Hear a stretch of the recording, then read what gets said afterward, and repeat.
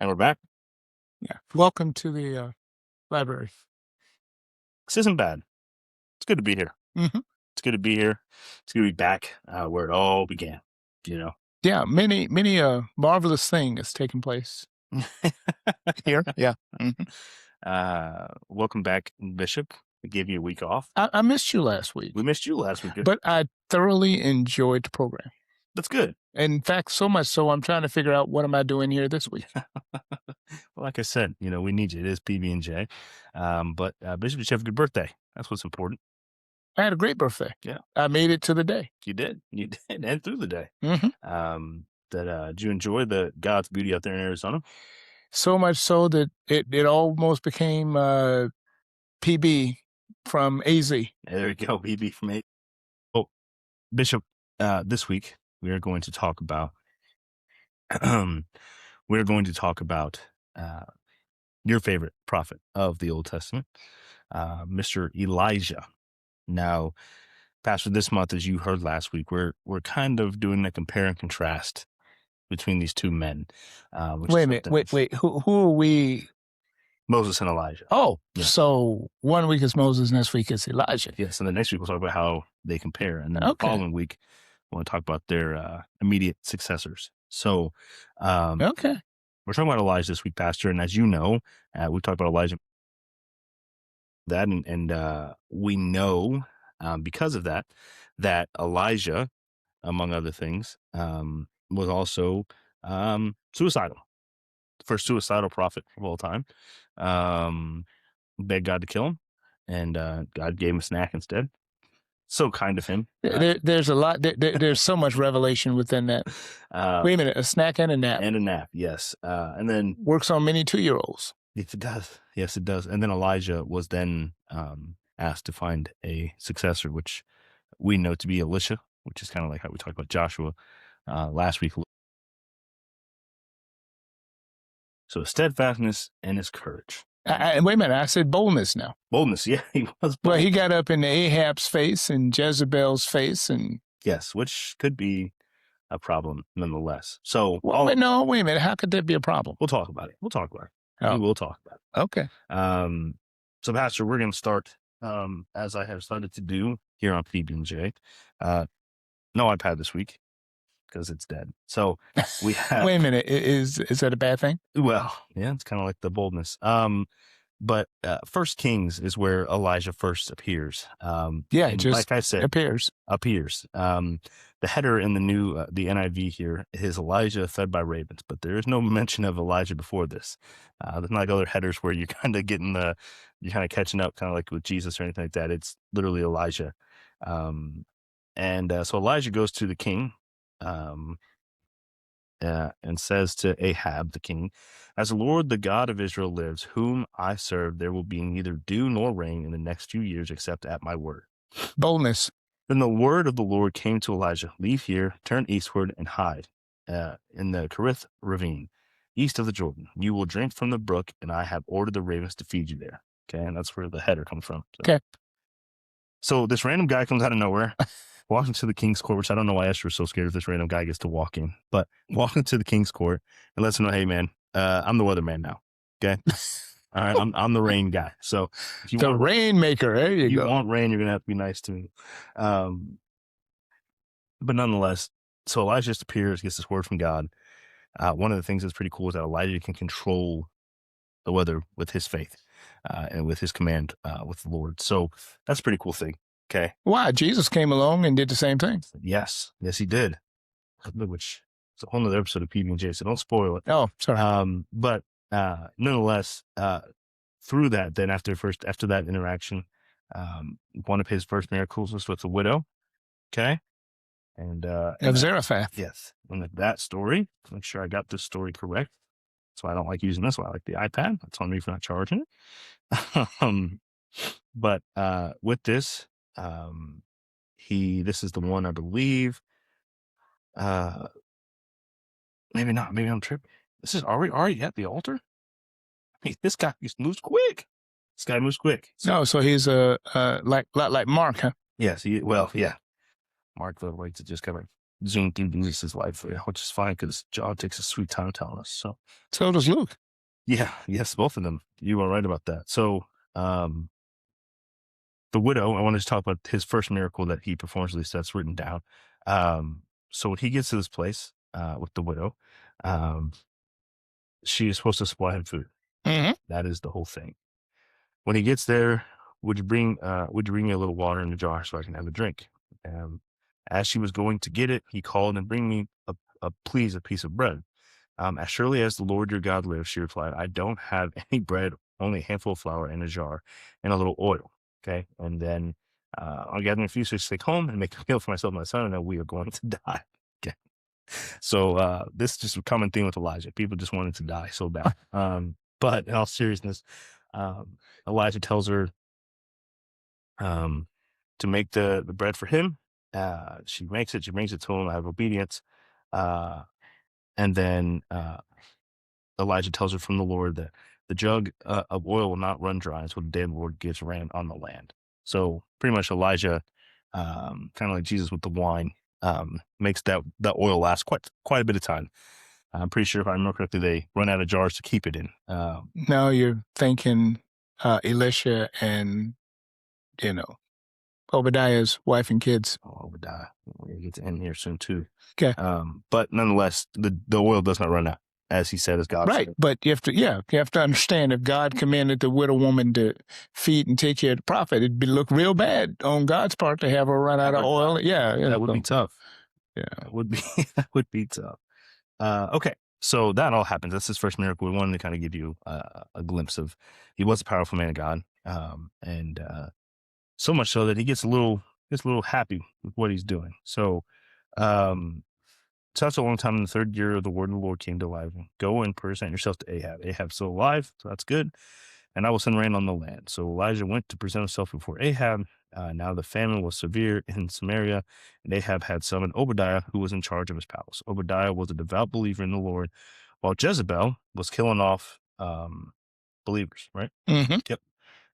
She was killing off the Lord's prophets. Obadiah had taken 100 prophets and hidden them in two caves, 50 in each, and supplied them with food and water. Ahab had said to Obadiah, go through the land and to all the springs and valleys. Maybe we can find some grass to keep the horses and mules alive, so we will not have to kill any of our animals.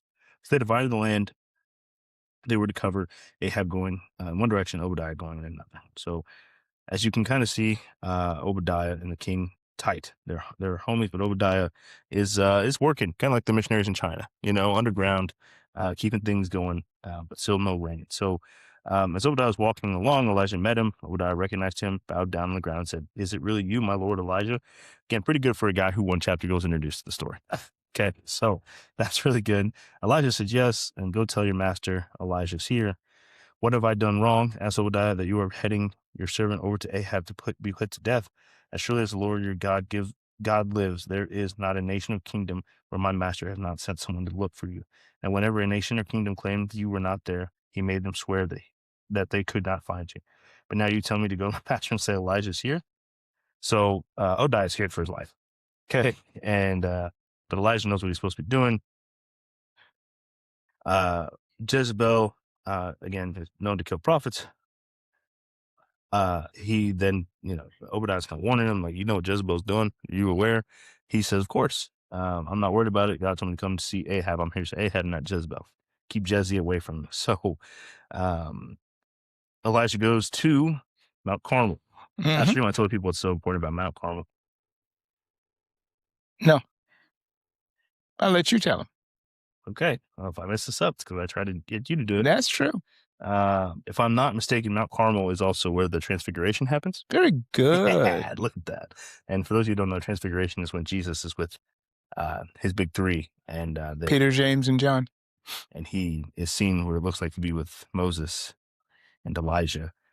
Moses obviously was up there getting the Ten Commandments, and Elijah is now here about to do what Elijah is best known for. So Elijah gets on this mountain. This is 1 Kings 18, verse 16 through, yeah, verse 16 to the end, which is verse 31, 30. Oh, sorry, 46. on my Bible. I'm not used to looking at all these coordinates in here.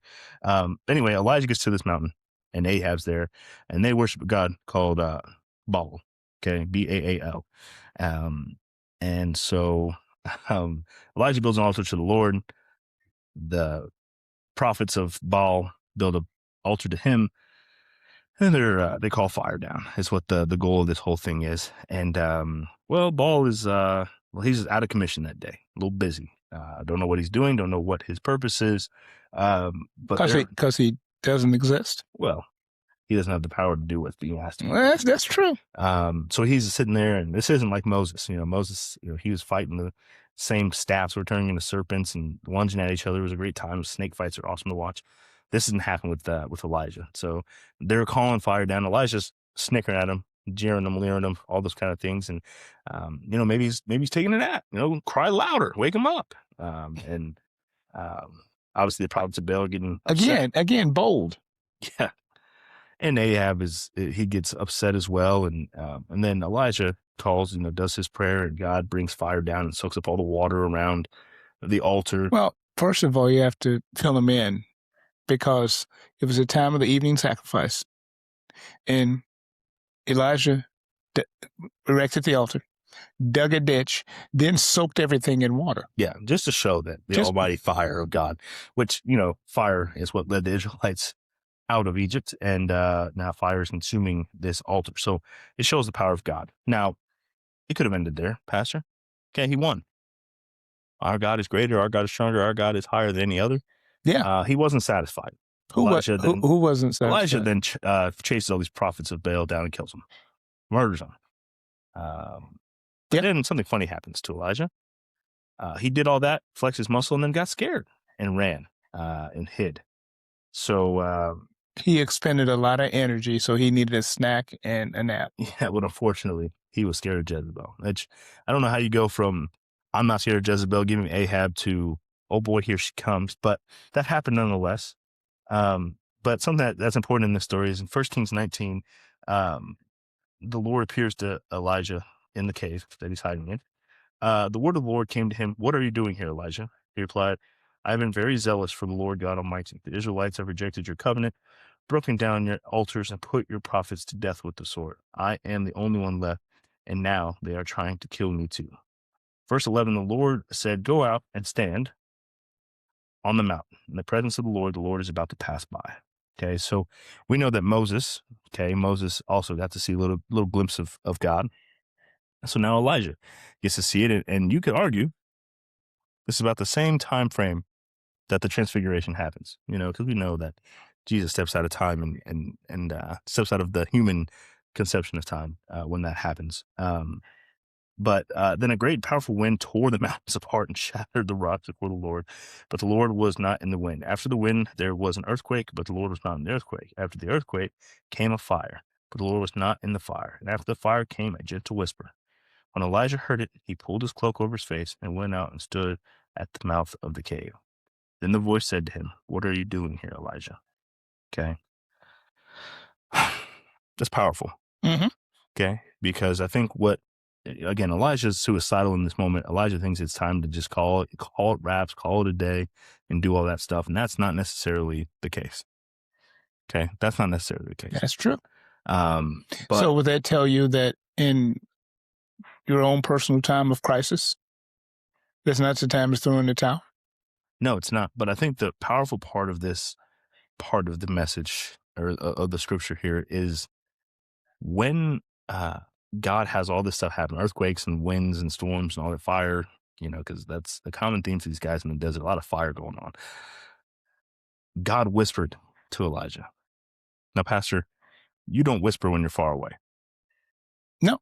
Okay. You whisper when you're close. So even when Elijah feels like nobody is on his side, nobody's close anymore, God whispers because God is close to Elijah. So going through that. That's a good insight from you. Yes. Well, thank you. I do try when I go on these things. But he replied to the Lord after that whole whispering situation, "I have been very zealous for the Lord God Almighty. The Israelites have rejected your covenant, broken down your altars, and put your prophets to death. I'm the only one left, and now they're trying to kill me." The Lord said to him, "Go back to where you came." And so in clinging to him in a way to where he is found in us and by us. I think, again, he was never far from Elijah. Elijah just closed himself off to see him.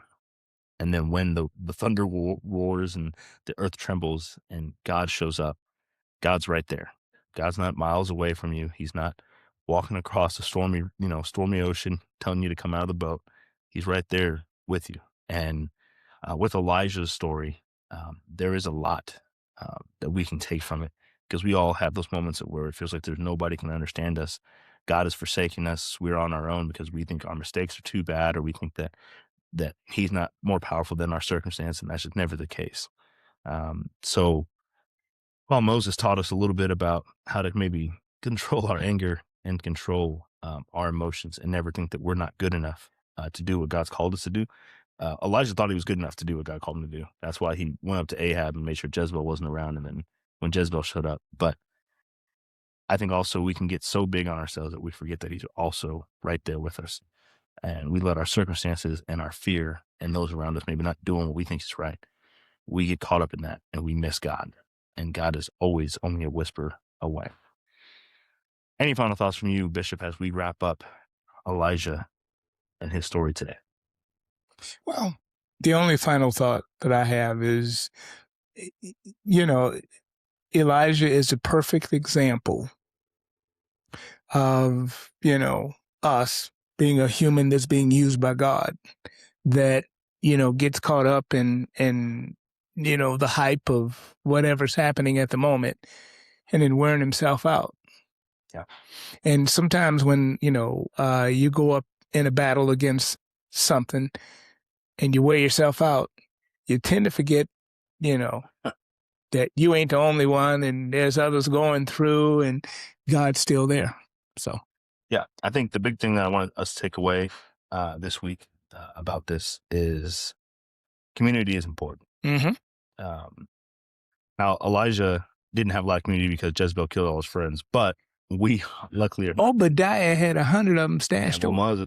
Elijah wasn't care about the 100. He thought he was all alone. So, but when we are in these situations, and not that any of us are being chased by evil queens trying to kill our friends or kill us, the enemy is sent to kill, steal, and destroy from us. And so having community, people always like to complain about, church isn't necessary and we don't need to be in church. I can read the Bible on my own. And while some of that is true, you can read the Bible on your own. You do need to be in church because you need community. Yeah. When you're in the cave alone, you need to know you can not only turn to God, but you also have an accountability buddy that's right there with you. Yeah. I mean, what ends up happening, if you take that thought one step further, well, I don't need church.